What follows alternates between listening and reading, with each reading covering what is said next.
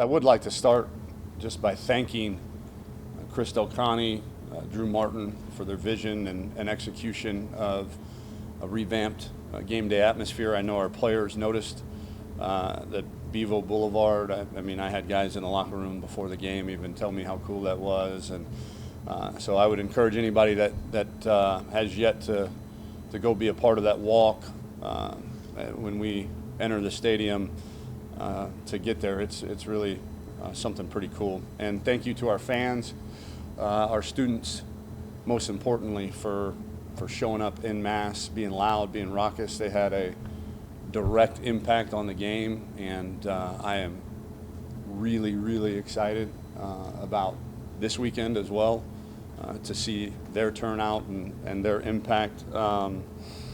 Couple injury updates. Some on the good news front. Deli Adeoye will start a little bit of practice tomorrow.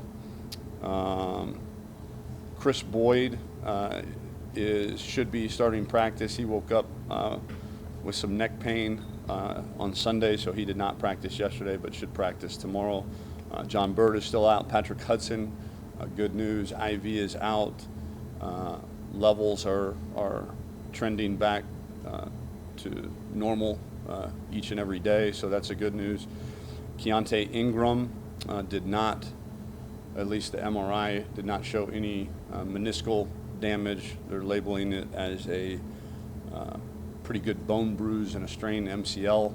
So this weekend is probably doubtful, but should not be extremely long-term. Brandon Jones should do a little bit in practice this week. DeMarion is still out and will be for a couple more weeks, and same with Shackelford. He'll get out of the boot on Wednesday and then progress, and we'll see, kind of week by week. But Devontae should be back. We had a couple bumps and bruises, but nothing too limiting other than the names that I mentioned. But excited to get a win. Proud of our team for making critical plays when they needed to. We have a 24-hour rule about celebrating our wins because we practice on Sundays. So by the time we hit that practice field on Sunday, we had learned lessons, good and bad, and we were moving on to USC. Questions?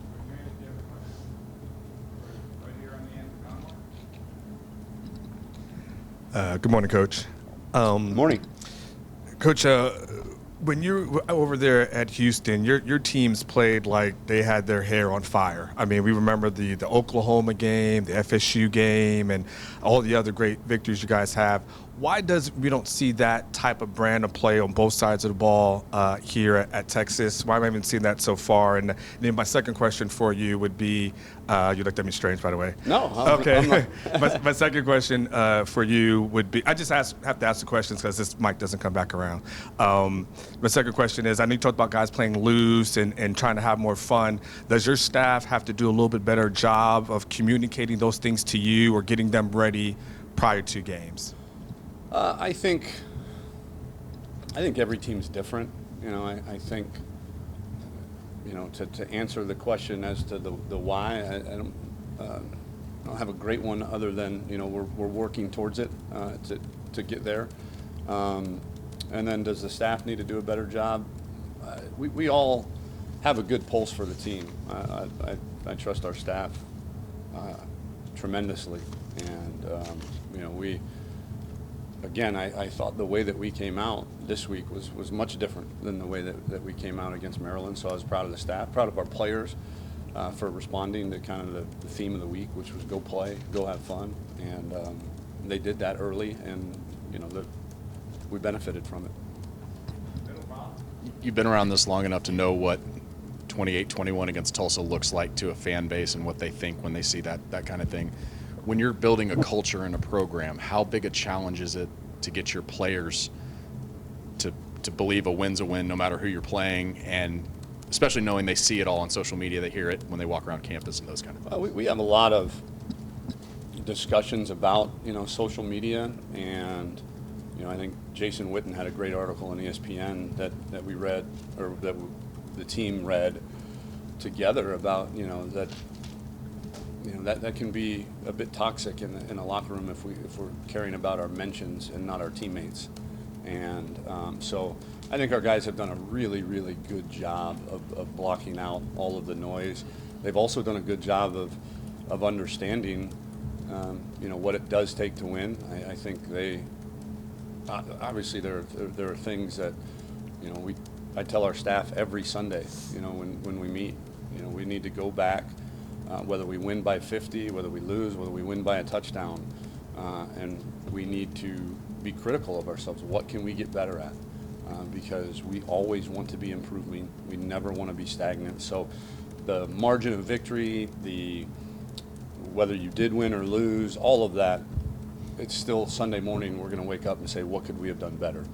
And I think that's the attitude that our players have. And again, I think there was a lot of really, really positive things. We played unbelievable red zone defense in that game. We scored on our opening possession, which, especially coming out as slow as we did in the first week.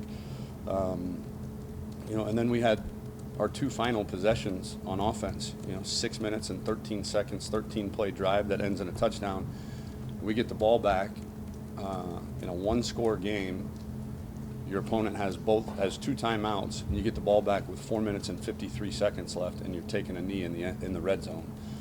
That's pretty good. That's 11 and a half minutes of having the ball and making sure that you ensure the victory. So I think our guys understand that every week is a process of improvement, and every Sunday we're going to at least break down the things we did well, the things that we need to improve upon, and make sure that we're continually improving each week. Coach, you know what college football at the highest level looks like. When you look at this group, do you feel like you guys are close to at least a very high level, especially with the gauntlet coming up? I don't know that we worry about the gauntlet as much as each week, obviously, and going 1-0 each week. But I've told them numerous times. I've been part of programs where you're playing certain folks on certain weeks, and you got to hope they screw it up, And that's not us. I tell them all the time, our best is good enough. Our very best is good enough, week in and week out. So I think I do believe that, and I think our players believe that. Tom, USC comes in here without Sam Darnold, Ronald Jones II, both gone. They struggled last week. What do you tell your guys about USC, and how do you think they'll react after coming so close last year? I think you tell them, watch the video. I mean, this is a very, very talented USC team. They've got a young quarterback that, when he can really, really throw the football, and they did lose the top 5 pick in Sam Darnold and a really, really talented running back, but it's USC. I mean, they're gonna reload, and they've got talent all over the field. They've got a ton of speed on defense. So, and to your point about last year, I think the guys that played in that game or were here for that game understand that we certainly can compete with anybody in the country. Coach, you're a big mental guy. How do you control the emotions, and how do you get the team up? Because you've got 4 big games coming up with USC, TCU, at K-State, and Oklahoma. Is this a progression, or how do you keep the mental balance without going too high this week and getting too high, and then TCU comes along and K-State and OU? Well, I think that's the beauty of football is, these guys, you're going to get up. You're not going to be drained. You're going to have energy. Our job as coaches is to make sure that physically, that we're walking the line of the right amount of practice to be prepared, but also to make sure that their bodies are in peak physical condition each Saturday. But I think you handle this, to be honest with you, I think you handle it in how you've established your culture, which for us, our number one pillar of our program is to go 1-0. And I really, I'd be shocked if you know, if I asked players if there's guys thinking about the next week and the next week and the next week, and they told me yes. I don't sense that in our program because of just kind of that being the number one pillar of our program is to just take each week and try to go 1-0 that week. Tom, I want to ask you about the defense. Your guys are credited with just 1 sack and 2 quarterback pressures against 2 offenses that now rank about 100th nationally. What do you make of that so far? We got to get more pressure on the quarterback, and we've had a lot of discussion of that over the last 48 hours or 36 hours, whatever it is. But again, so our 4-man pass rush has to be better. We've got to improve. We've also got to contain the quarterback better. You know, we gave up some big plays, some big 3rd and 4th down conversions on quarterback scrambles too. And so there also has to be a fine line when you're as young as we are in the secondary too, of the easiest way to pressure the quarterback is to blitz. But you're also, leaving a young secondary may be susceptible to, some big plays there. So it's a balancing act. We got to get better with our 4-man pass rush, and then we probably do need to heat some teams up a little bit more and trust that we've coached our young DBs well enough that they're going to make the play when called upon. Right. And then Saturday's game is against a team that, nationally a lot of people would consider a peer, in terms of history and all that stuff. Mm-hmm. What people may just have only looked at the Tulsa score and not watched the game, but they'll watch this game. What kind of team are they going to see Saturday? From us? Oh, you're going to see a team hopefully that's continually improving, a team that's excited to play USC at home.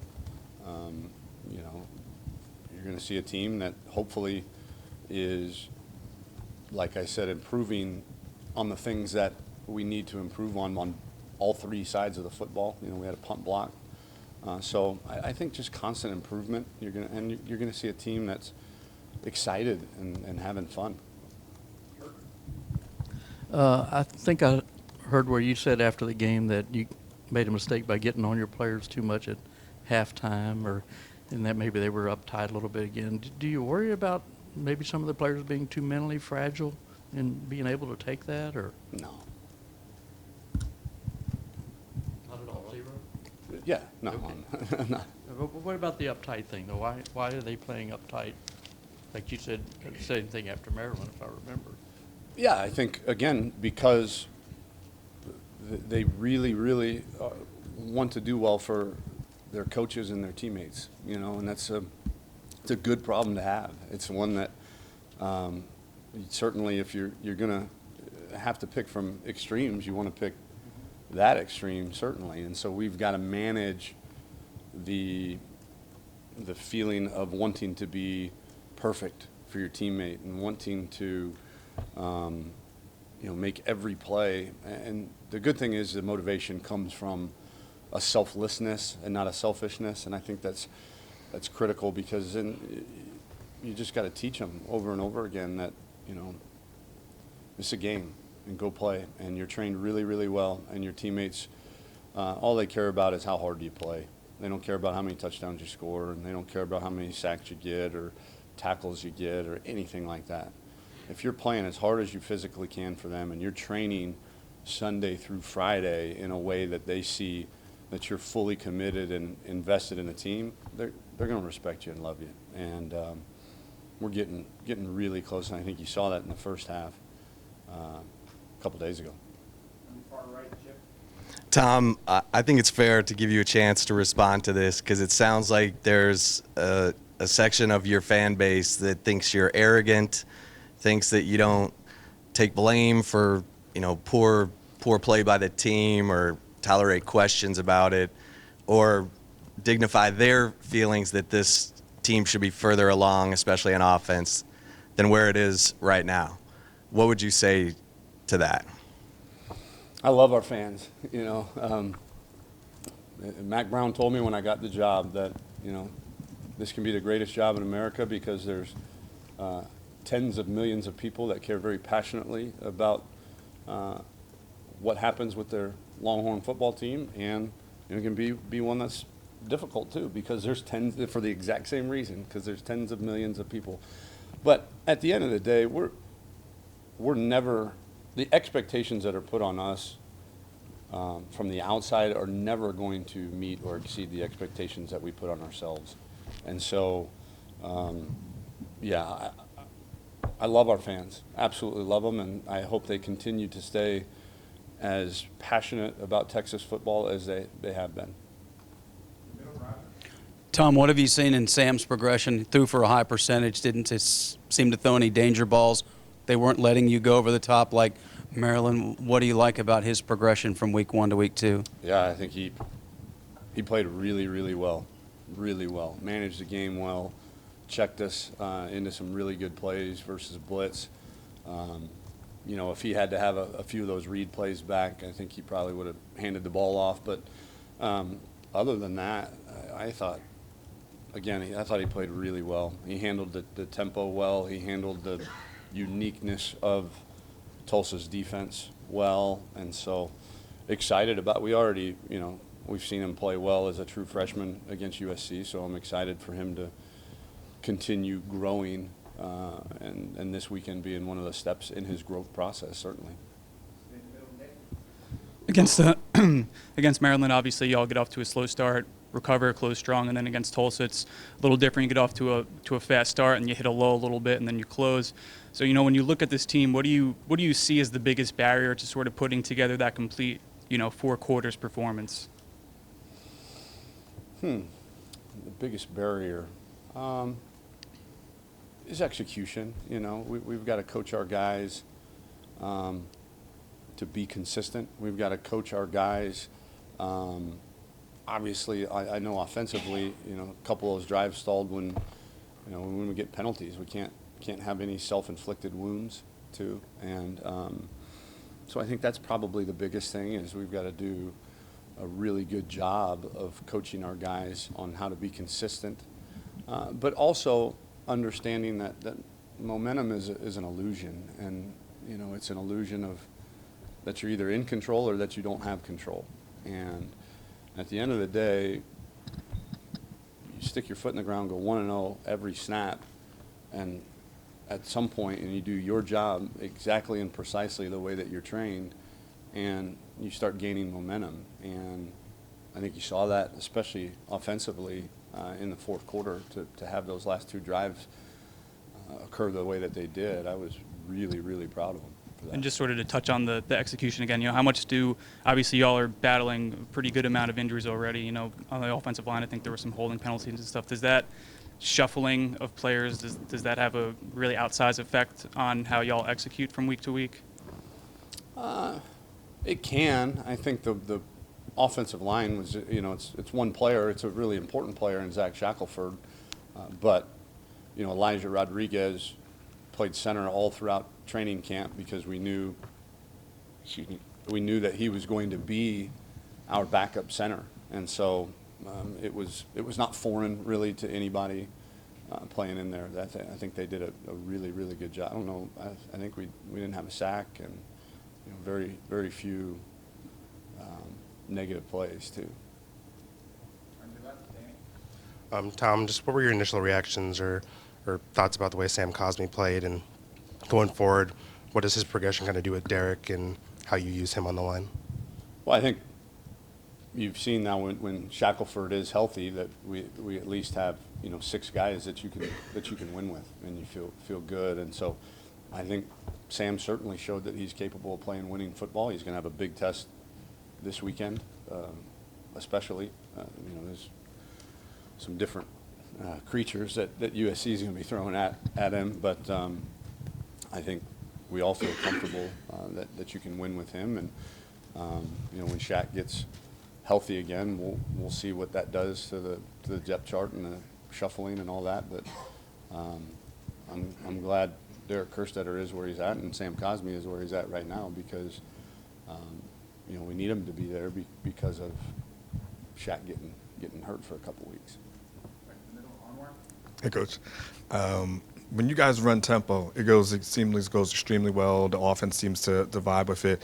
But then you go away from it. Is it simplistic as you're not trying to run 100 plays or 100 plus plays a game with that? And of course, my second one, I which thought you weren't is going to get the mic. I didn't think so. I'm never giving it up. How close are you to the team's identity? You know, it's only been 2 games in, but I know what you want the team identity to look like. How close do you think you guys are?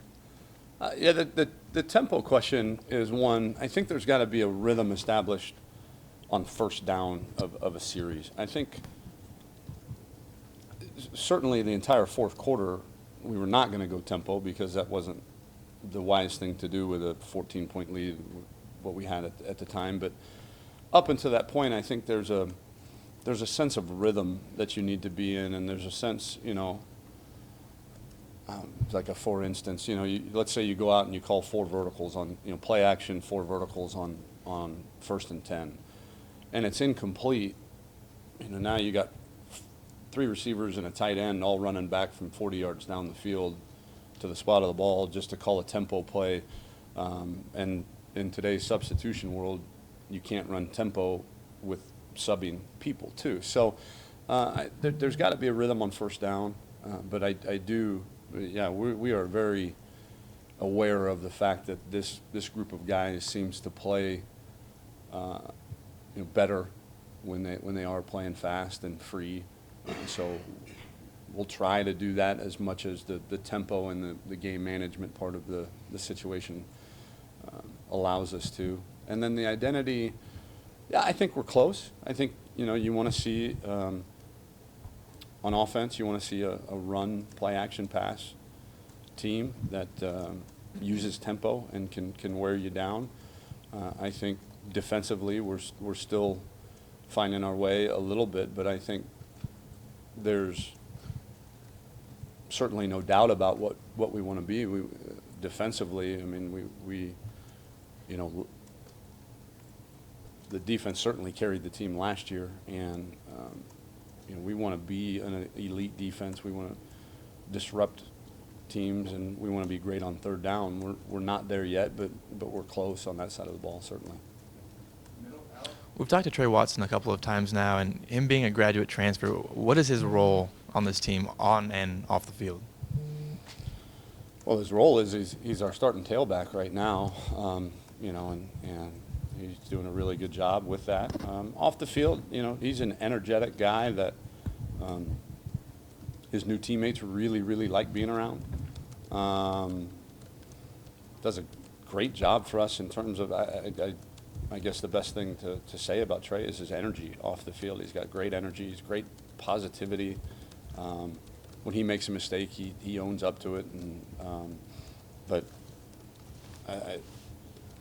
he's really, really energetic and very positive with his new teammates. They really like being around him. Tom, do you feel like Sam going 7 of 7 passing on that 13-play drive with a lot of screens and checkdowns was a sort of metamorphosis, eureka moment for him in terms of the checkdowns? And I think you said Saturday night that Daniel Young is your short yardage and goal line back, but he wasn't in when y'all were first and goal from the 7. Just wanted to clarify that. No, yes, I think Sam Ehlinger is going to continue to improve. So to say that it was a watershed moment or anything like that, he's going to have a lot of improvement throughout his career. And then why wasn't he in? I think, you know, 1, we were trying to get lined up pretty fast. 2, Trey was running the ball well, and I don't think that because a guy's going to have a specified role that he's always going to be in that role. You know, I got asked about, you know, Kyle Porter on third down and in 2 minute, but, you know, he wasn't always in there on third down against Tulsa. So, I mean, each game manifests itself differently. Chip kind of stole my question, but I think I think you'd be disappointed in me if I didn't ask about 2nd and goal at the 1. Do the players? Do you think the guys get that? At that point, it's not about the play; it's about power and establishing your presence, really, Mm-hmm. and to not be able to punch it in there and have to go with end up with going with a crazy pass on fourth down. Do they get what a missed opportunity that is to exert your will on the opponent? It does, yeah. And to be honest with you, I probably forced it a little bit too because of the front and blitz that they were using on the goal line is very, very difficult. And there's going to be some unhatted guys. Anytime you're playing cover zero, there's always going to be an extra defender somewhere, regardless of formation, regardless of play that you're running, any of that. So, if I had to do it over again, we probably would have thrown it earlier when they were in their cover zero, and then obviously on fourth down they were in a zone defense, and it made it a little bit more difficult to throw the football. But our guys understand the necessity to. It's one of our 4 things on our plan to win is to score touchdowns and prevent touchdowns in the red zone, and it's critical for us to do that. And we had done a really good job up until that point. In the 2 previous games, I think Keontae scored on the goal line and Kyle Porter against Maryland. I think we had another fairly close to goal line play against Tulsa, so I might be not remembering it that well, but we'd done a really good job, and we definitely understand the importance of exerting our will. Time for 2 last ones, Bob, and then Roger. Coach has 7 questions. Obviously, Sam fumbled in the double overtime last year against USC. Is he the kind of guy that will use that this week, and you maybe have to tame his want to this week because of that, or does he put that out of his mind? And then just kind of what do you think this week means for him because of what happened last year? That's a good question. I think you always have to tame a guy like Sam a little bit. He's he gets pretty lathered up on game days, and so again, that's a good thing. But using previous mistakes as motivation, I don't see that in him. I think he wants to beat USC to beat USC. He doesn't want to beat them to exact any kind of revenge or atone for any kind of sins or anything like that. I think he wants to beat them just because he wants to go 1-0 this week. I don't think you like field goals too much. Do you wish you'd have gone for the field goal to give Dicker a chance to get his first one out of the way? And how would you also evaluate the punter?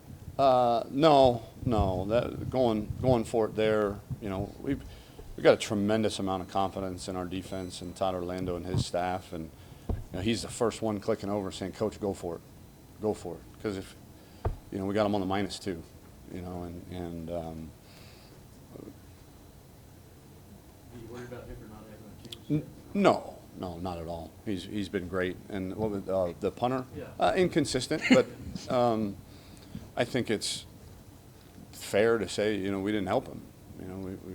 We probably spooked him a little bit, obviously, and you got a guy that's playing in his 2nd American football game ever, and you got somebody running clean and putting a hand on his foot. So we got to do a much better job coaching our guys in protection, and so that he can feel more comfortable back there. Last one, back middle. You mentioned different creatures Saturday with USC's defense. I'm guessing Porter Gustin is one of those guys. How much can one guy wreak havoc? Even though they lost to Stanford, they hold them to 17 points. Just how good is this guy, and what can one guy do, and obviously his supporting cast? He's really good, to answer that part of the question. He's the uniqueness of him and his skill set is it's kind of the total package, right? He's big, he's athletic, but he's also really tough, really strong, and goes really, really hard. He's got an unbelievable motor, and he doesn't, even when you do start to block him, he doesn't stay blocked very long.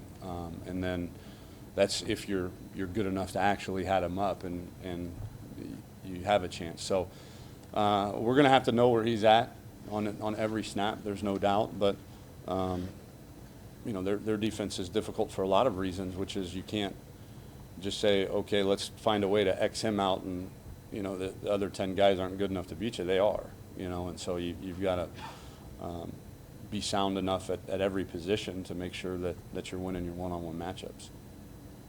Thank you.